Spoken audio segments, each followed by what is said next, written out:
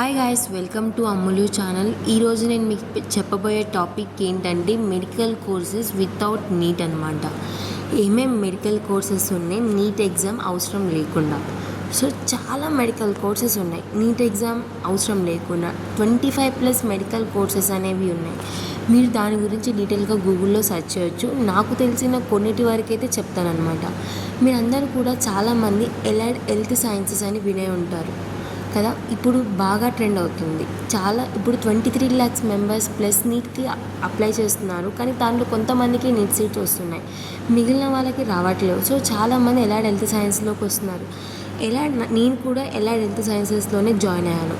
So దాంట్లో plus point ఏంటంటే నార్మల్గా డిగ్రీ అనేది 3 years ఉంటుంది. ఎలైడ్ హెల్త్ సైన్సెస్లో ఏంటంటే 3 years course plus 1 year internship అనమాట. మనం ఈ మధ్య కొత్తగా వచ్చిన రూల్ ఏంటంటే ఎంఎస్సీ చేయని అవసరం కూడా లేదు, 4th year కనుక ఇంటర్న్షిప్ చేస్తే అని కొంతమంది అన్నారు. డైరెక్ట్గా పిహెచ్డీ చేసుకునే అవకాశం కూడా మనకుంది. సో ఎలైడ్ హెల్త్ సైన్సెస్లో ఏమేమి గ్రూప్స్ ఉన్నాయి, ఏమేమి బ్రాంచెస్ ఉన్నాయో నేను చెప్తాను.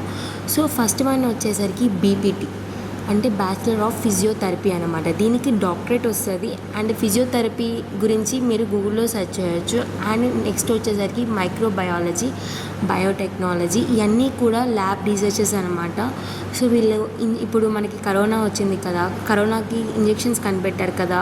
సో డాక్టర్స్తో పాటు వీళ్ళు అన్ని టెస్టెస్ చేస్తారనమాట. వీళ్ళకి ఏమైనా జబ్బు ఉందా అని ల్యాబ్లో టెస్ట్ చేసి సైంటిస్ట్ అవ్వచ్చు దీన్ని తీసుకుంటే. అండ్ ఎనస్థీషియా, బీఎస్సీ ఎనస్థీషియా అని అంటే ఏంటంటే ఎనస్థీషియన్ టెక్నీషియన్స్ అనమాట. ఎనస్థీషియా డాక్టర్ ఏమో వచ్చి మత్తు ఇంజెక్షన్ ఇస్తే వీళ్ళు ఏం చేస్తారంటే ముందుగానే వెళ్ళి కావాల్సినవి అన్నీ కూడా చూస్తారనమాట. డాక్టర్ దగ్గర ఉన్న టెక్నీషియన్స్ అనమాట.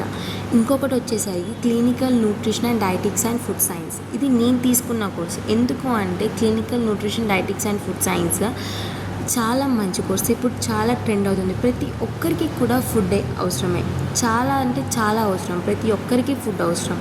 సో అండ్ ప్రతి పేషెంట్కి మనం డైట్ ఇవ్వచ్చు. ప్రతి పేషెంట్కి మనం ఏదైనా న్యూట్రిషనల్ స్టేటస్ అన్నీ కూడా చూడొచ్చు అన్నమాట.